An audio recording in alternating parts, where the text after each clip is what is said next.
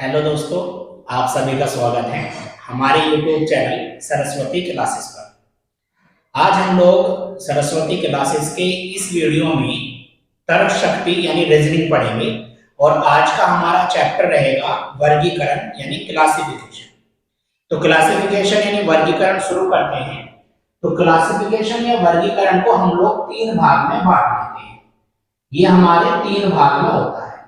पहला भाग जो हिंदी या अंग्रेजी भाषा से जुड़ा होता है, उसके बाद दूसरा भाग जिसमें अल्फाबेट होते हैं, और भाग तीन जो कि एक गणितीय रूप यानी मैथमेटिकल फॉर्म में होता है। तो तीन भाग से हमारा जुड़ा हुआ ये चैप्टर है।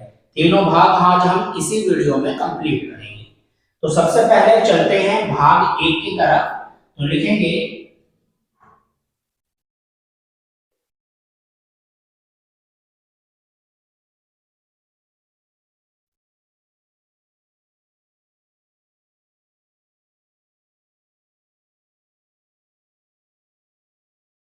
तो भाग एक पर चलते हैं। इसमें यहाँ निर्देश दिया गया है कि दिए गए शब्दों में विषम या फिर भिन्न शब्द चुने। देखिए पेपर में क्या होता है कि हमेशा हमें निर्देश पे ज्यादा ध्यान रखना होता है, और यहाँ निर्देश लिखा हुआ है कि दिए गए शब्दों में विषम विषम ही लिखा हुआ आएगा। विषम को समझने के लिए मैंने यहाँ भिन्न लिख दिया है। भिन्न मतलब होगा कि हमें चार ऑप्शन दिए जाएंगे, उन चार ऑप्शन में से हमें एक कोई भिन्न हमें बताना होगा जो उन तीनों से अलग होगा। तो सबसे पहले निर्देश जरूर पढ़ना। तो निर्देश दिया गया है कि दिए गए शब्दों में विषम या भिन्न शब्द चुने, और हम चल रहे हैं भाग एक पर। तो भाग एक में इस तरह के प्रश्न दिए होते हैं। तो पहले प्रश्न एक से शुरू करते हैं। इसमें दिया हुआ है कि माह, दिन, तारीख, कैलेंडर। हमें बताना है कि इनमें से भिन्न क्या है। देखिए जो भी आप भिन्न बताएंगे वो लॉजिकल होना चाहिए। ऐसा नहीं होना चाहिए कि आप कुछ भी भिन्न बता दें। आप ये कह दें कि माह अलग है क्योंकि माह 12 होते हैं। आप ये कह दें कि दिन अलग है क्योंकि दिन जो है 30, 31 या 28 होते हैं। आप ये कह दें कि तारीख। इस तरह तो हम सब चीज अलग निकाल सकते हैं, लेकिन हमें एक लॉजिक के हिसाब से अलग निकालना होगा। तो सबसे पहले चलते हैं। तो यहाँ माह, दिन, तारीख, कैलेंडर। तो इसमें भिन्न है कैलेंडर। कैलेंडर क्यों भिन्न है? क्योंकि कैलेंडर के ही भाग हैं। माह, दिन, तारीख सब कैलेंडर के भाग हैं, इसलिए कैलेंडर अलग है क्योंकि कैलेंडर पूरा है और ये सभी उसके भाग लिखे हुए हैं। अगले प्रश्न पर चलते हैं। दूसरा प्रश्न दिया है ए ऑप्शन में वोल्ट, शक्ति, आयतन, बल। तो इसमें भिन्न क्या है? तो इसमें भिन्न है वोल्ट। अच्छा, वोल्ट क्यों भिन्न है? क्योंकि वोल्ट आप भौतिक विज्ञान आप पढ़े होंगे। तो भौतिक विज्ञान यानी फिजिक्स, तो उसमें क्या होता है कि वोल्ट एक मात्रक है, जबकि शक्ति, आयतन और बल ये भौतिक राशि होती है, और वोल्ट जो है वो मात्रक होता है। तो वोल्ट जो है वो अलग होगा, ये सब राशि है, और वोल्ट जो है वो मात्रक है। आगे चलते हैं तीसरे प्रश्न की तरफ। इसमें लिखा है घर, दफ्तर, भवन, मकान। हमें बताना है कि इनमें से अलग क्या है। तो घर, दफ्तर, भवन, मकान में अलग होगा दफ्तर। दफ्तर अलग क्यों होगा? इसका कारण ये है कि घर, भवन और मकान तीनों आवास करने के स्थान हैं, जबकि दफ्तर कार्य करने का स्थान होता है। यानी इसमें दफ्तर जो है वो अलग होगा। आगे चलते हैं चौथे प्रश्न की तरफ। इसमें लिख रहा है कि विस्फोट, बाढ़, सूखा, भूकंप, इनमें से अलग क्या है? देखिए इसमें विस्फोट, बाढ़, सूखा, भूकंप, इसमें अलग है विस्फोट। इसका कारण ये है क्योंकि बाढ़, सूखा, भूकंप ये तीनों प्राकृतिक आपदाएं हैं, जबकि विस्फोट कृत्रिम भी किया जा सकता है। इसका अर्थ ये होगा कि विस्फोट इन तीनों आपदाओं से अलग तरह का है। आगे चलते हैं पांचवें भाग पर, पांचवें प्रश्न पर, माफ कीजिए। तो इसमें लिख रहा है मतदान, घोषणा पत्र, चुनाव, वोट। हमें बताना है कि इसमें अलग क्या है। मतदान, घोषणा पत्र, चुनाव, वोट। तो इसमें से अलग है चुनाव। कारण क्या है? जो मैंने पहले वाला बताया था कि मतदान, घोषणा पत्र और वोट तीनों ही चुनाव के भाग होते हैं। ये चुनाव है, इसका मतलब है कि चुनाव इन तीनों से अलग है। देखिए पहले वाला भाग है, अलग करने का एक सिद्धांत होता है। अलग तब जब हम करेंगे तो हमें ये देखना होगा कि पहले तीन एक जैसे हो जाएं, उसके बाद चौथा हम निकालें। जैसे मैंने बताया कि शक्ति, आयतन, बल राशि है, भौतिक राशि है, जबकि वोल्ट जो है मात्रक है। जैसे मैंने बताया कि घर, भवन, मकान तीनों आवासीय स्थान हैं, जबकि दफ्तर कार्य करने का स्थान होता है, तो दफ्तर इसमें अलग है। तो इसी प्रकार से हमें ये वाला भाग कंप्लीट करना है। ठीक है, अब आगे चलेंगे हम भाग 2 पर। निर्देश वही रहेगा कि दिए गए शब्दों में विषम या भिन्न शब्द चुनें। अब यहाँ भाग 2 में अल्फाबेटिक इस तरह के प्रश्न आते हैं, तो ध्यान से समझिएगा। सबसे पहले वही जो मैंने आपको बताया कि आप इनके नंबर नेम याद कर लेना। याद कैसे होंगे? प्रैक्टिस से वो याद हो जाएंगे। चलिए शुरू करते हैं। तो ई का नंबर होता है 5, पी का होता है 16, एच का होता है 8, एफ का 6 होता है, क्यू का 17 होता है, आई का होता है 9, एच का 8 होता है, एस का 19, ए का 11 होता है, के 11 होता है, डब्ल्यू 23 और ओ होता है 15।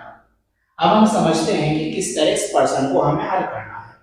देखिए हम क्या करेंगे कि पहले नंबर से पहले नंबर तक ऐसे एक निशान बना लेंगे कि 5 के बाद 16 है, इसका मतलब 11 जोड़े। अगले में भी 6 के बाद 17 है, इसका मतलब 11 जोड़े। 8 के बाद 19 है, इसका मतलब 11 जोड़े। 11 के बाद 23 है, इसका मतलब 12 जोड़े। यानी यहाँ पे 11 है, यहाँ भी 11 है, यहाँ भी 11 है, बल्कि यहाँ पे क्या है 12 जोड़े हुए। इसका मतलब ये अलग है। ये इस प्रश्न को हल करने का तरीका है। सबसे पहले सभी की पहली सीरीज चेक कर लें आप।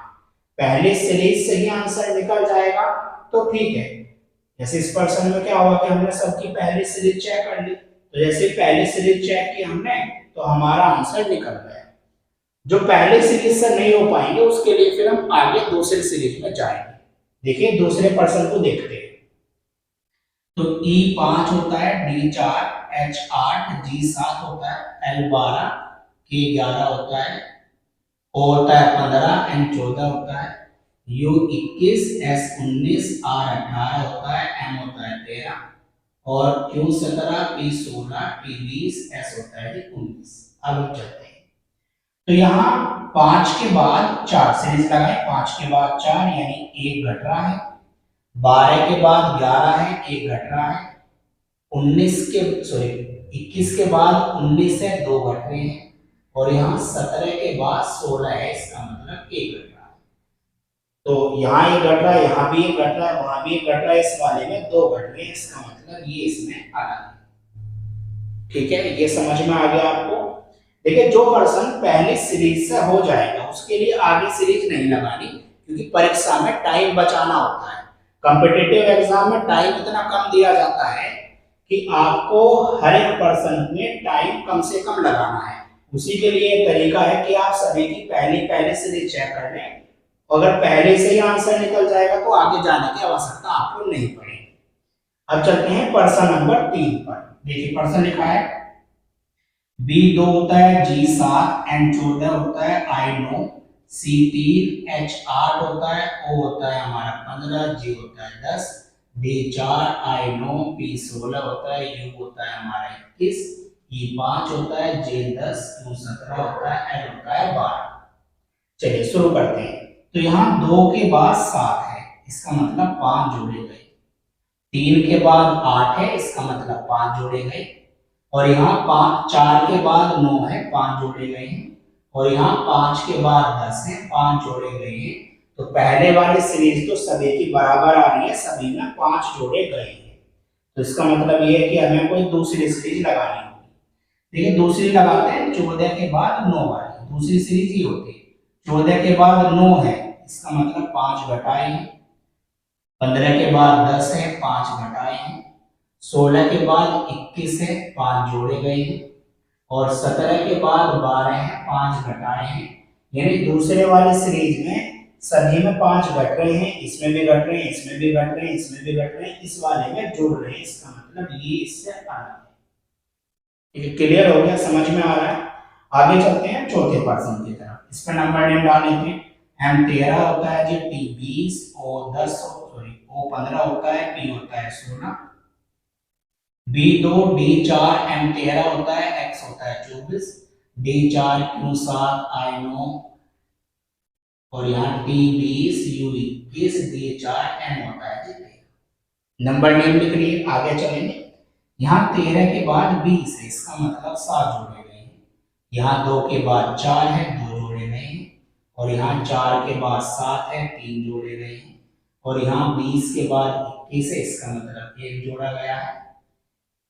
तो कुल मिलाकर के मैंने सीरीज जब लगाई सभी में, तो सभी में सीरीज अलग अलग आ रही है। इसमें 7, इसमें 2, इसमें 3, इसमें 1। इस तरह तो हम अलग नहीं कर पाएंगे। तो कोई इस तरह का पर्सन जो आपके सामने आ जाए जिसमें आप सीरीज लगा के उसको अलग नहीं कर पा रहे हो, तो उसके लिए तरीका ये होता है, ध्यान से समझिए, तरीका ये होता है कि आप इस नंबर को हटा दीजिए। इसकी आवश्यकता इसको नहीं पड़ेगी, इनकी आवश्यकता इसमें नहीं है। केवल आप इन्हें देखिए। जब आप इन्हें देखेंगे तो आप समझेंगे, यानी इसमें वो नंबर नहीं लिखने, वो नहीं चल रहा है इसमें तरीका। तो कोई दूसरा तरीका सोचते हैं। दूसरा तरीका ये होता है कि अंग्रेजी वर्णमाला के जो वोवेल्स होते हैं, English word A, E, I, O, U, आप फिर उनसे अलग छाटिए। इसमें ओ आया हुआ है, इस वाले में आई आया हुआ है, और इसमें यू आया हुआ है, और इस वाले में कोई भी नहीं आया हुआ है। इसका मतलब ये इनसे भिन्न है। ठीक है, जो भी सीरीज से पर्सन नहीं हो पाएगा उसके लिए ये वाला तरीका लगाया जाता है। ठीक है, क्लियर हो गया। तो ये वाला भाग 2 है, बहुत ध्यान से करना, सीरीज को बहुत ध्यान से समझना और नंबर नेम डाल करके तब करना, तो इसका रिजल्ट आपका बहुत अच्छा आएगा। और ऐसे करना जैसे मैं बता रहा हूँ, एक एक सीरीज को लगा के करना। एक से नहीं आएगा तो फिर हम दूसरी सीरीज पे चलेंगे। अगर सीरीज से पर्सन नहीं हो रहा होगा तो फिर अंग्रेजी वर्णमाला के वोवेल से हम लोग पर्सन को करेंगे। ठीक है, ये समझ में आ गया हमें। ये वाला हमारा भाग 2 है। तो भाग 3 में निर्देश वही रहेगा कि दिए गए शब्दों में विषम या भिन्न शब्द आप इसमें से चुनें। सबसे पहले तीसरा जो भाग होता है ना, वो इस तरह का होता है, गणितीय रूप का होता है। इसमें एक पर्सन में आपको 4 ऑप्शन दिए जाएंगे और आपने बताना होगा कि इनमें से भिन्न क्या है। इसे करने से पहले सबसे पहले आप इसके नियम समझ लीजिए। नियम बहुत जरूरी है। तो नियम क्या कहते हैं? नियम ये कहते हैं कि जब आप इनको विषम यानी भिन्न आप इसको निकालेंगे, भिन्न शब्द जब आप ढूंढेंगे इसमें, तो सबसे पहले आप इसमें किसी संख्या से भाग या गुना करके देखना। ये पहला नियम है, यानी हम किसी संख्या से भाग या गुना करके देखेंगे। पहले शुरुआत में अगर संख्या से भाग या गुना नहीं हो रहा होगा तो फिर हम संख्या को वर्ग या घन की तरफ से देखेंगे, यानी या तो उसमें वर्ग देखेंगे या घन देखेंगे। अगर वर्ग या घन भी नहीं हो रहा होगा तो संख्या को हम जोड़ करके या फिर उसको घटा करके देखेंगे, यानी योग या अंतर करके उसको हम देखेंगे। अगर योग अंतर भी नहीं हो रहा होगा तो फिर अंत में चौथा भाग ये कहता है कि हम उसमें सम विषम और अभाज्य वाली स्थिति देखेंगे। इस तरह से तो क्वेश्चन को हल करने के लिए ये नियम है और ये क्रम वाइज है। पहले हमें संख्या से भाग या गुणा करके देखना है, फिर वर्ग या घन देखना है, फिर योग या अंतर देखना है और अंत में सम विषम और अभाज्य देखना है। इसी नियम के आधार से हम लोग चलेंगे। पहले पर्सन की तरफ चलते हैं और मैंने बताया आपको कि विषम कैसे निकालेंगे। विषम ऐसे निकालेंगे, पहले हम 3 को एक तरफ करेंगे, फिर वो एक विषम निकलेगा अलग से हमारे पास। तो पहले 3 को अलग निकालना है। तो यहाँ पहले पर्सन की तरफ चलते हैं। 36, 64, 27, 125। तो इसमें संख्या से हम लोग भाग या गुना करके देखें तो 36 2 से कट रहा है, 64 भी कट रहा है, पर 2 से ना तो ये भाग हो रहा है और ना 2 से ये भाग हो रहा है। इसका मतलब है दो अलग निकल जाएंगे, दो अलग निकल जाएंगे, ऐसे तो काम नहीं चलेगा। तो फिर हम वर्ग या घन देखते हैं। तो 36 6 का वर्ग होता है, 64 8 का वर्ग होता है, 27 3 का घन होता है और 125 5 का घन होता है। लेकिन एक चीज हम बोल रहे हैं कि 64 जो होता है वो 4 का घन भी होता है, 27 3 का घन है, ये 5 का घन है और 36 6 का वर्ग होता है। तो ये तीन संख्या घन संख्या है और ये एक संख्या वर्ग संख्या है। इसका मतलब ये इसमें भिन्न है। क्लियर, समझ में आ गया ये चीज? इस तरह से हम निकालेंगे। अब चलते हैं दूसरे प्रश्न की तरफ। इसमें लिखा है कि 35 64 28 84 नियम के हिसाब से चलेंगे, संख्या से भाग या गुणा करके देखेंगे। तो 7 से कट रहा है जी, 7 से ये भी कट रहा है और 7 से ये भी कट जाएगा 7 से, लेकिन ये नहीं कटेगा। इसका मतलब ये इसमें अलग है। देखो मैं कैसे निकाल रहा हूं, पहले मैं 3 को अलग निकाल रहा हूं, उसके बाद एक अलग निकल के आ रहा है। आगे चलते हैं अब तीसरे प्रश्न की तरफ। 57 66 84 76। अब इसमें अलग बताना, अलग क्या है। सबसे पहले वर्ग या घन, तो इसमें कोई सा है नहीं। तो इस संख्या से भाग या गुणा करके देखें तो 2 से कट रहा है, ये 2 से कट रहा है, ये भी 2 से कट रहा है, वो नहीं कट रहा है। इसके बाद वर्ग या घन करके देखेंगे तो वर्ग तो इसमें कोई है ही नहीं।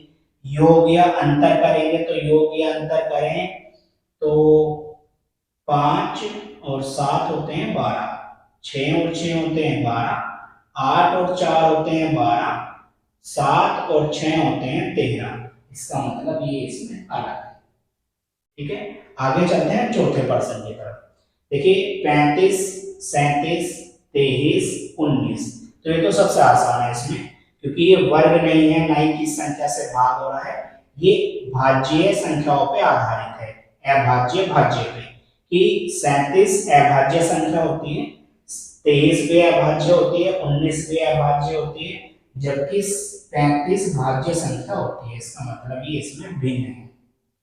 आगे चलते हैं पांचवें प्रश्न की तरफ। संख्या से भाग या गुणा करके देखेंगे तो इस तरह की संख्या दो संख्या है इसमें, ये तो है नहीं इसमें, वर्ग या घन भी नहीं है इसमें। तो आगे चलेंगे योग या अंतर में, तो योग या अंतर करेंगे तो 32 52 जोड़ के होगा जी हमारा ये 84। तो ये तो जोड़ के बराबर नहीं बैठेगा, तो कुछ और करेंगे, अंतर करें तो 32 और 52 का अंतर होता है जी 20। इसका अंतर होता है 20, इसका अंतर होता है 20 और इसका अंतर होता है 30। इसका मतलब ये वाला भिन्न है। तो ये भाग 3 है, ये वर्ग और घन से हुआ है, ये संख्या के भाग देने से हुआ है, 7 से भाग देने से। ये हमारा जोड़ या अंतर करके हुआ है और ये वाला प्रश्न अभाज्य से हुआ है और ये वाला प्रश्न अंतर करके हुआ है। इस तरह से सभी प्रश्न हमें करने होंगे। नियम आप हमेशा याद रखेंगे कि संख्या से भाग या गुणा, फिर दूसरे स्टेप पे वर्ग या घन, तीसरा स्टेप योग या अंतर और चौथा स्टेप जो अंतिम है सम विषम और अभाज्य का चुनाव। ठीक है, ये वर्गीकरण का भाग 3 है। कोई आपको प्रश्न समझ नहीं आएगा तो आप कमेंट करके बता सकते हैं किसी भी तरह के प्रश्न के लिए। ये वर्गीकरण का चैप्टर आपका कंप्लीट हो गया। इसकी तैयारी आप अच्छे से कर लेना, परीक्षाओं में जरूर पूछे जाते हैं।